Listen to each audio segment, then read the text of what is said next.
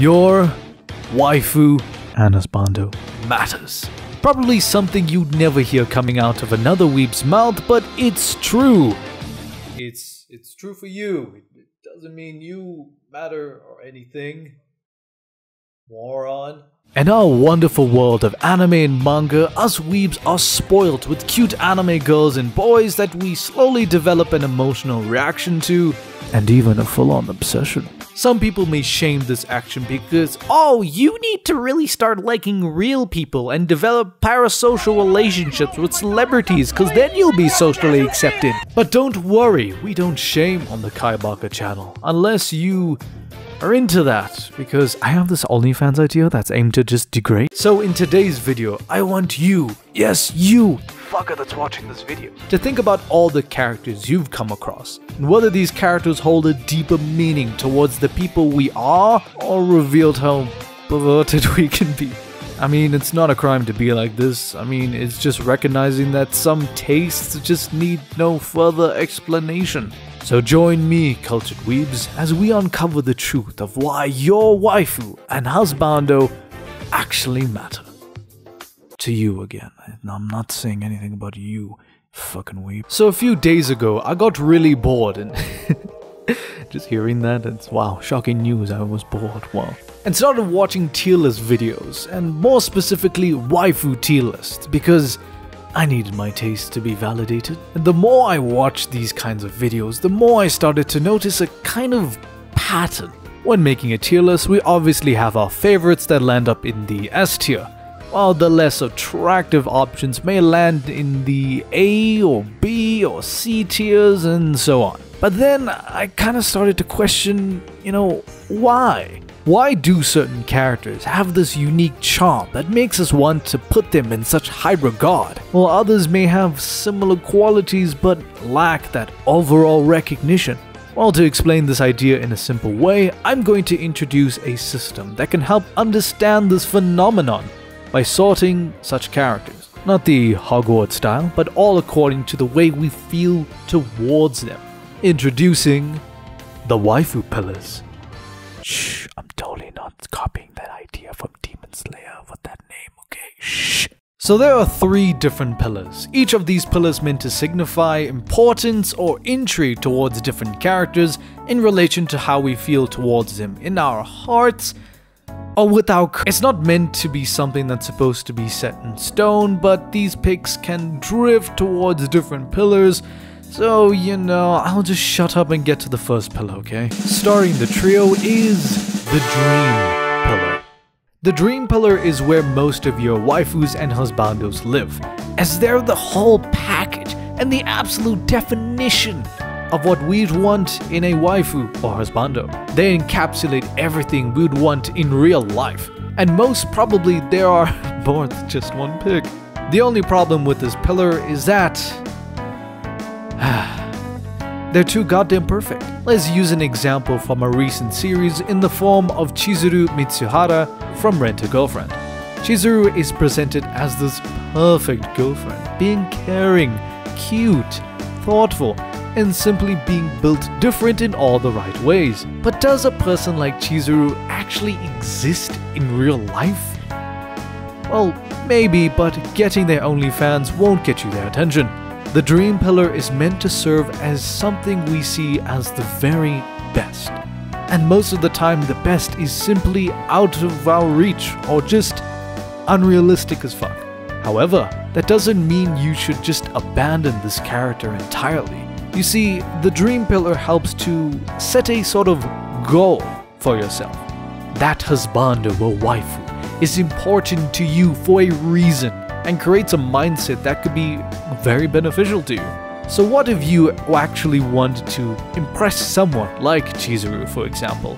That could motivate you to either start eating healthy, get in shape, shoot your shot with confidence, or make sure you have a fat bank account. Sure, that character is and will always be unattainable, but that can never stop you from driving yourself to do better and using that motivation for development. And besides, these characters are designed to be perfect in your eyes, so there's no harm in keeping them in such high standards so you can reach your goals, right? The next pillar is what I'd call the true pillar. Now that's not as clear cut as the dream pillar, but let me explain. Going back to that time when I was talking about tier list videos, I could tell that people still like their picks within the low A tier or B tier, maybe even C tier. But there's just always that little flaw in the character that just doesn't stick the landing an S tier pick would. But what if I told you that those picks could be the closest thing you could actually find in real life? No, you fool. That's impossible, is what you might think. But hear me out on this one. So you see, we as people are flawed. We have our weaknesses, our shortcomings, and traits that don't make us the ideal partner to someone who we hold in such high regard, like in the dream pillar. But that very logic can apply to these characters within the true pillar. Let's use another example from Rent-A-Girlfriend in the form of Sumi Sakurasawa. Sumi is a very, very shy girl who can't communicate without getting too flustered. This is something that may get people quite annoyed with how overly shy she's being and turn people towards someone like Chizuru, who's a little bit more put together. And by chance, if you like Sumi, don't worry, keep her in your heart. This is just for an analogy, okay? Don't kill me. However, this is a flaw that Sumi is aware of and is aiming to overcome when being a rental girlfriend. But when you couple that drive with someone who actually accepts her flaws and sees actual progress with, that's something quite special. It's an alignment that's built on bettering each other as people and not something that we can just oogle at with the dream pillar. So, wait, is Sumi my true waifu? Well, I guess you do learn something every day. So in essence, we all have our weaknesses we wish to overcome with someone that's willing to take that leap. So doesn't that make it more of a true connection? I mean, it's quite wholesome to think about these picks because you might relate to this to people you know in real life too. I mean, it doesn't have to be romantic per se, but that willingness to help people is definitely something we can all learn to do with our true friends, our true family, and of course our true waifus. But that's if they like you back. And finally, we have the desire pillar. So we've gone through the perfect, yet unattainable, the flawed, yet wholesome. But now we're gonna get a bit cultured. So it's not a stretch to say that we've all had crushes at some point.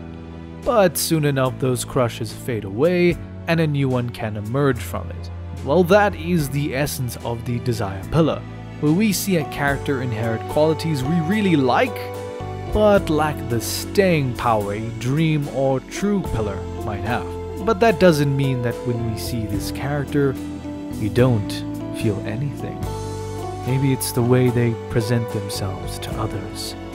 Maybe it's the way they sound, or even the way they look straight at you, and that makes your heart skip a beat.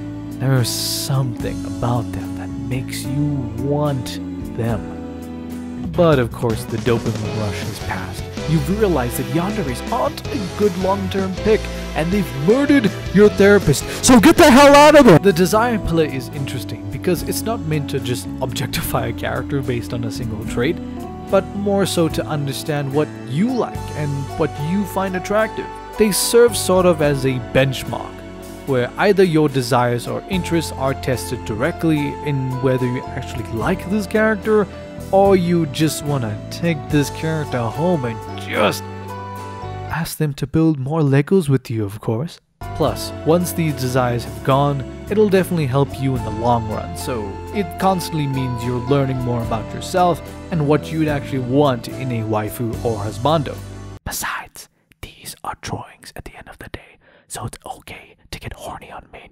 Here's your horny badge, go look up Rule 34, enjoy yourself.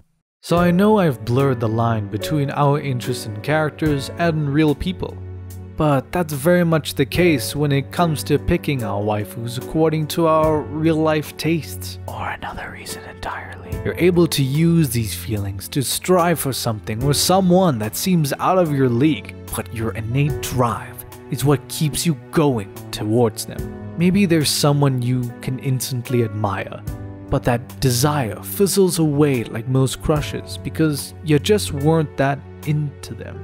And maybe, just maybe, that waifu you saw that had a few flaws, you eventually looked past it and became happier for accepting who they are. All those small quirks that originally distracted you from liking them. It's evolved into something that's unapologetically just who they are. All this makes you realize that, yeah, your waifu matters. Well, to you anyway. I still don't give a fuck.